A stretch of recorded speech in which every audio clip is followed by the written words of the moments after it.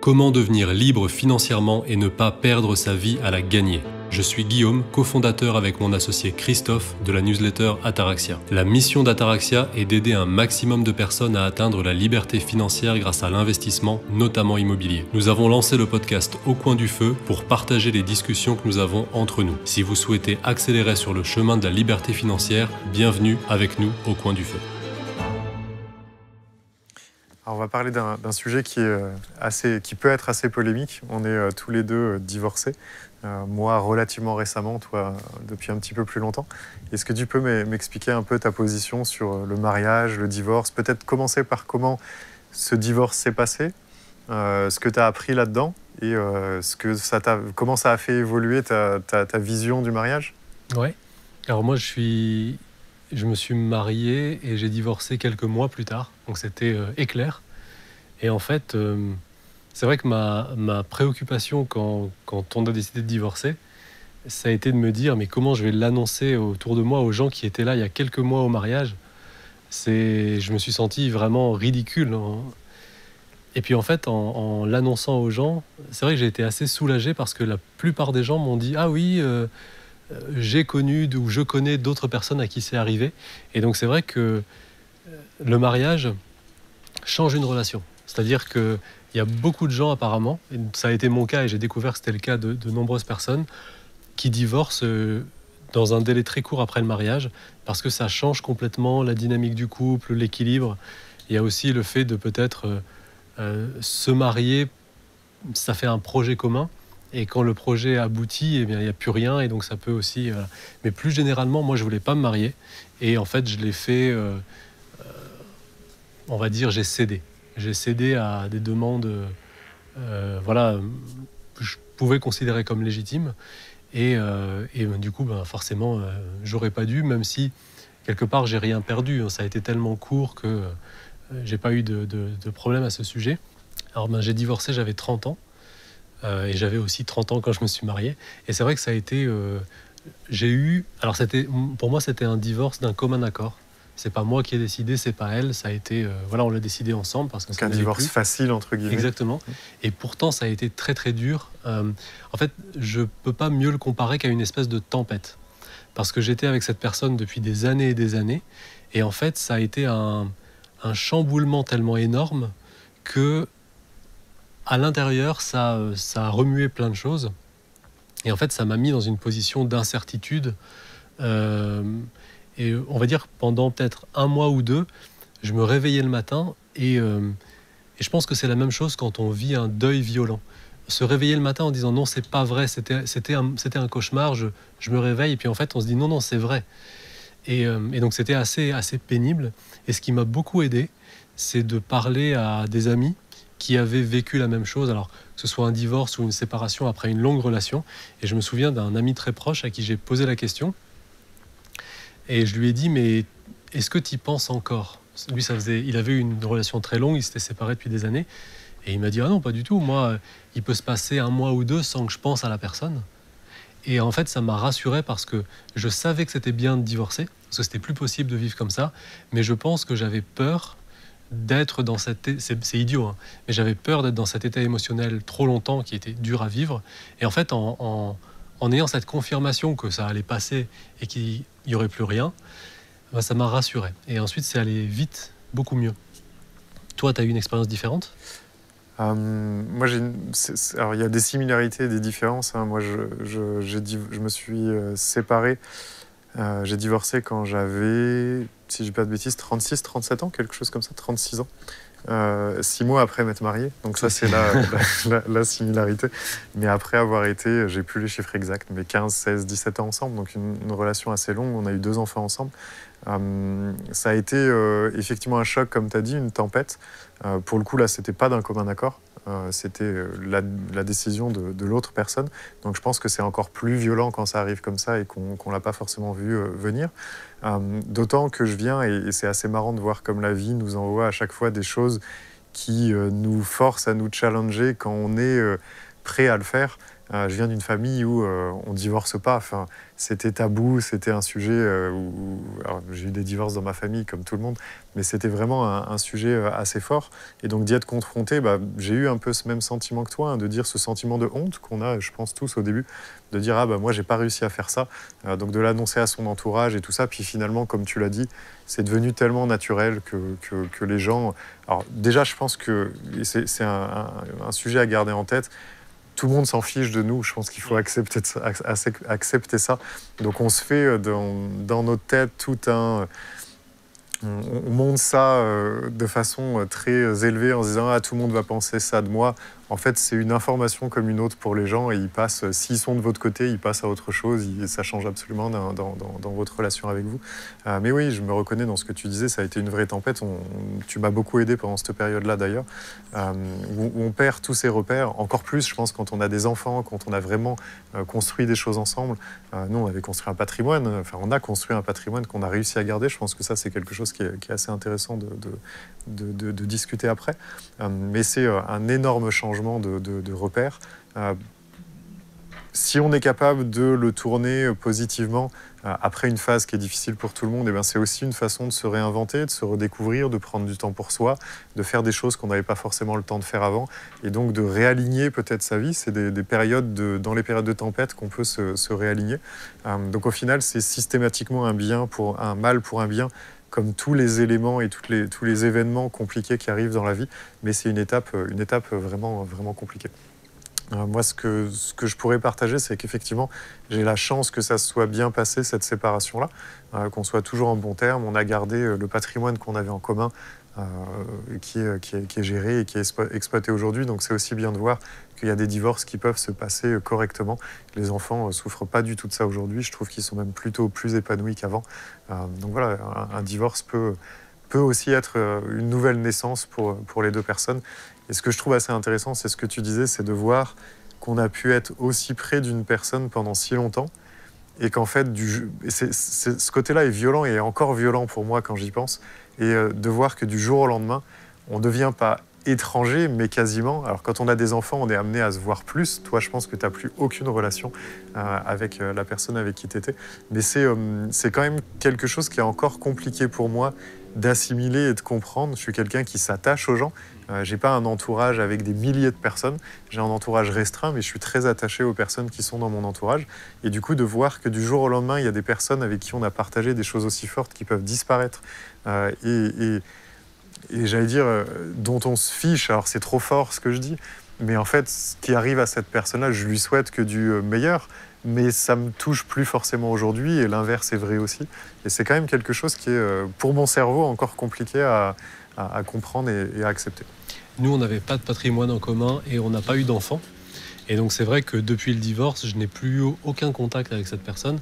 Et c'est vrai que j'y pense de temps en temps en me disant c'est quand même incroyable, parce qu'à un moment on se connaît absolument par cœur après tant d'années, et du jour au lendemain, alors qu'il n'y a pas eu d'élément, il n'y a pas eu un événement qui a tout cassé, à part peut-être le mariage, mais il n'y a pas eu un événement violent, et de se retrouver comme ça avec des étrangers, ne même plus savoir dans quel pays l'autre habite, ce qu'il fait, c'est vrai que c'est assez étonnant, mais effectivement ça fait grandir. Et moi, alors c'est polémique ce que je vais dire, tout le monde ne sera pas d'accord, mais moi je sais aujourd'hui que je ne me marierai plus jamais.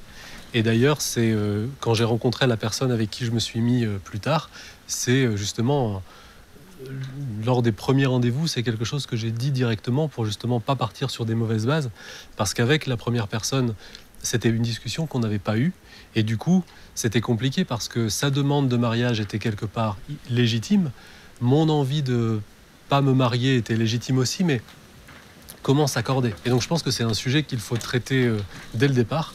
Et voilà, moi j'ai dit clairement dès le départ, voilà, je tiens à être clair que quoi qu'il arrive, je ne me marierai plus jamais. Pour moi, c'est vraiment, on peut pas être sûr de beaucoup de choses, mais ça j'en suis sûr. C'est-à-dire que je ne me marierai plus quoi qu'il arrive, et je comprends en fait pourquoi le mariage a existé. Je comprends son utilité, mais je trouve qu'aujourd'hui ça n'a plus de raison d'être. Et on peut organiser les choses autrement, justement sans les inconvénients, pour faire en sorte que ça aille. Et il y a beaucoup de raisons, notamment fiscales, par exemple, qui vont être soulevées. Mais ça, c'est pas quelque chose de très étonnant, ce que je vais dire, mais se marier pour une préoccupation fiscale, c'est pas une bonne raison. Voilà. Pour moi, aujourd'hui, c'est une institution que je ne comprends pas. Je la comprends dans le cadre de la société d'il y a quelques décennies ou quelques siècles, mais aujourd'hui, c'est une institution que je ne comprends plus. Et en fait, tu parlais de la honte du divorce, tu sais. Moi, en fait, j'ai pas du tout eu honte de divorcer. J'ai eu honte de m'être marié. J'ai eu honte, j'avais déjà mes convictions, et j'ai eu honte d'avoir cédé. Et comme à chaque fois qu'on renie ses convictions, en fait, on le paye. Et je l'ai payé à ce niveau-là. Est-ce que tu peux expliquer un peu plus ce qui te dérange profondément dans le mariage et ce qui fait que tu es contre? Parce que moi, j'ai une position un peu plus...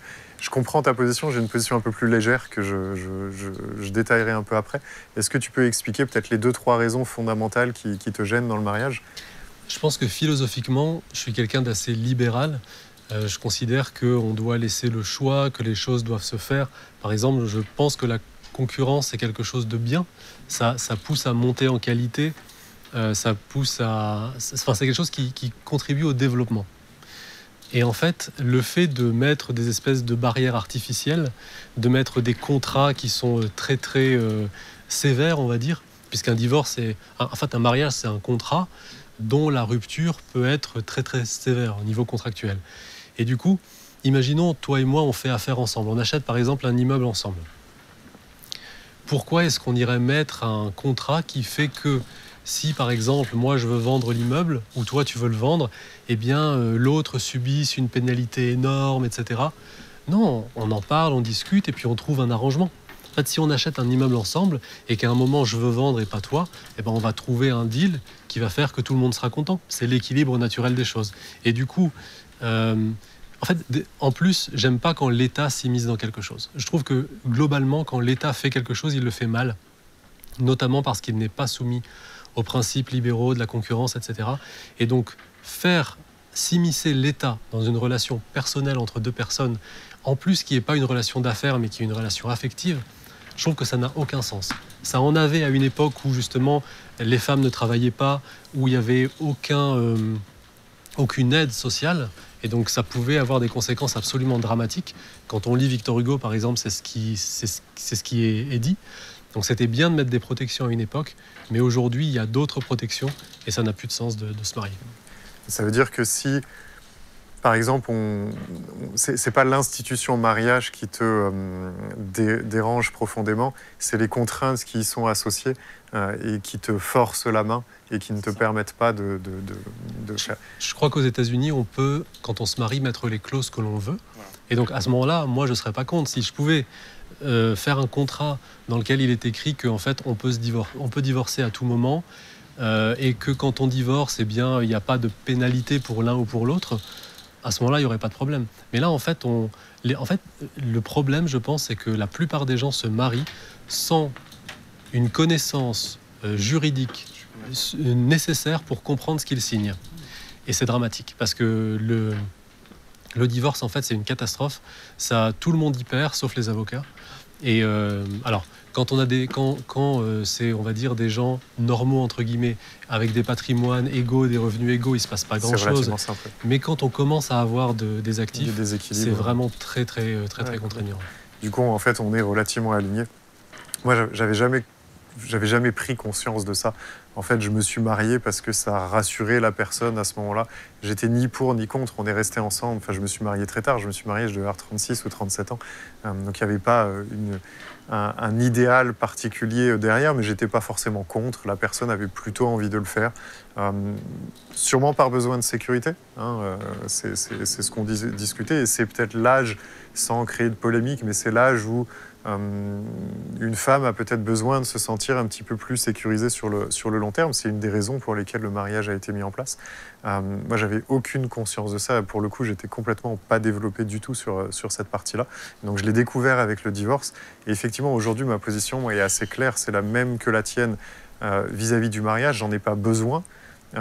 Si je peux, je ne me remarierai pas. Par contre, je suis moins catégorique que toi sur le fait de le faire si c'est important pour la personne qui est en face et si je peux le faire dans une juridiction qui ne me pénalisera jamais. Et en fait, on se rend compte que quand on s'ouvre, comme d'habitude, en dehors de la France et qu'on regarde ce qui existe ailleurs, aujourd'hui, ma compagne n'est pas française, donc ça m'ouvre aussi à d'autres choses. Et il y a des pays qui gèrent le mariage et le divorce de façon très différente de la France, comme tu le disais, avec des clauses où on peut prévoir tout ce qu'on veut, et qui font qu'en fait, c'est juste une sorte d'engagement romantique, mais il n'y a absolument aucun engagement matérialiste derrière. Et donc ça me convient bien. Effectivement, je ne me remarierai jamais dans un mariage classique en France avec de la séparation de biens ou avec encore pire de la communauté de biens parce qu'il y a trop de contraintes qui sont créées par rapport à ça et qu'on ne peut... J'étais le premier à dire mais moi je me séparerai jamais, donc je me revois devant le notaire dire mais moi communauté de biens ça me va très bien de toute façon. Donc on est tous naïfs de penser que la situation évoluera pas dans le temps, et en fait sur une vie on évolue, les deux personnes évoluent dans un sens ou dans l'autre, en bien ou en mal, et on peut absolument pas savoir, ou en bien et en bien, mais dans des directions différentes, et donc on peut absolument pas prévoir ce qui va se passer. Et donc pourquoi se bloquer, pourquoi se mettre cette chaîne au pied qui peut nous bloquer?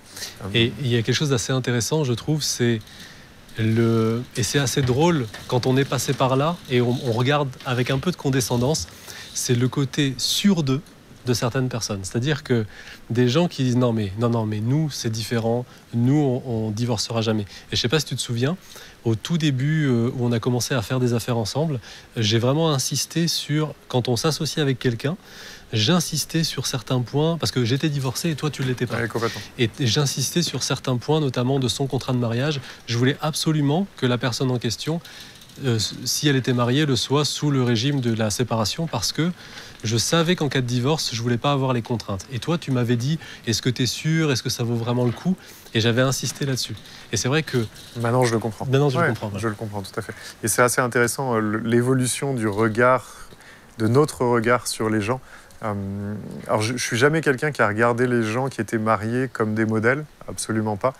Par contre, je regardais les gens qui étaient divorcés comme des échecs. Et c'est marrant qu'aujourd'hui, après être passé par cette étape-là, qui encore une fois est très compliquée, tous ceux qui sont passés au travers le savent, j'ai un regard qui s'est complètement inversé. Effectivement, pour les personnes qui sont mariées, où on voit que c'est un idéal, eh ben, j'ai un peu de condescendance en me disant ouais, j'étais aussi con qu'eux, excuse-moi du terme, mais je pensais la même chose et je pensais que ça durerait toute la vie et que c'était automatique et tout ça. Et donc je me dis bon, il y a quand même une chance importante que les choses évoluent, mais j'ai aussi mon regard qui a beaucoup évolué sur les personnes séparées, divorcées. Et en fait, j'aime maintenant avoir des personnes séparées, divorcées dans mon entourage. Pourquoi? C'est pas parce qu'elles ont cette étiquette-là, mais parce qu'elles sont passées par une étape très compliquée à gérer, vraiment très compliquée à gérer, qui peut vous emmener très bas. Et donc on a un peu cette émotion commune, ce point commun d'être passé par là et d'avoir su en sortir et d'avoir su rebondir, ce qui est le cas de 90% des personnes qui se séparent, hein, qui au final rebondissent correctement. J'espère même plus que 90%, j'ai pas les statistiques. 99%. Mais je sais pas, j'ai une forme de sympathie de me dire voilà, cette personne elle sait par quoi je suis passé, je sais par quoi elle est passée, et donc j'ai un lien émotionnel plus fort avec cette personne. Je pense que de l'échelle des choses les plus terribles qui puissent nous arriver, en numéro 1, j'imagine que c'est la perte d'un enfant. Ça doit être vraiment, je pense qu'on peut difficilement imaginer pire. Et je pense que numéro 2, alors j'en oublie peut-être, mais en tout cas, le divorce est quelque chose d'une violence extrême, parce que, et même quand ça se passe bien, parce qu'en fait, on était avec quelqu'un avec qui on partageait vraiment notre vie, et du jour au lendemain, cette personne devient au mieux un étranger, au pire un ennemi. Et c'est horrible d'avoir comme ennemi quelqu'un qui nous connaît dans les moindres détails depuis des années. Et en fait, réussir à surmonter cette violence, c'est vrai que ça développe de manière assez folle. Et les gens qui ne sont jamais passés par là, il n'y a pas de problème. Mais les gens qui sont jamais passés par là et qui se permettent de juger les gens qui ont divorcé avec une espèce de forme de condescendance, c'est vrai qu'aujourd'hui, on les regarde en se disant « Si tu savais que j'étais comme toi, et si tu savais ce que j'ai traversé et que tu n'as pas traversé, tu aurais un petit peu plus d'humilité. » Complètement. Et malheureusement, ou heureusement au final, la plupart de ces personnes-là vont être confrontées à la même chose, puisque c'est comme ça qu'on apprend et c'est comme ça que on appelle ça comme on veut, la vie, l'univers nous envoie ce dont on a besoin pour avancer quand on est prêt à le recevoir. Et donc c'est assez marrant de voir que c'est arrivé très souvent, moi, de voir des gens qui étaient à dire non mais nous ça durera tout le temps, et on regarde et on sait qu'il y a un risque important que ça n'arrive pas, et on les revoit quelques années après et effectivement ils se sont séparés. C'est ok, il n'y a pas de problème avec ça, mais c'est marrant de voir que c'est les personnes qui en avaient le plus besoin qui se sont retrouvées dans cette situation-là. Et moi je peux le dire avec beaucoup de sympathie et d'humilité, parce que je faisais vraiment partie de ces personnes-là qui disaient mais non, ça n'arrivera jamais, donc maintenant ça m'amuse encore plus. Ouais, on croit tous qu'on est différent jusqu'à ce que ça nous arrive et que en fait... On l'a tous pensé, je suis différent, ma relation n'est pas la même, ça se passera pas de la même façon. J'espère que cet épisode vous a plu. Si c'est le cas, n'hésitez pas à nous laisser un encouragement, une note ou un commentaire en fonction de la plateforme sur laquelle vous êtes. Et si ça n'est pas déjà fait, rejoignez notre newsletter Ataraxia, les informations se trouvent en description.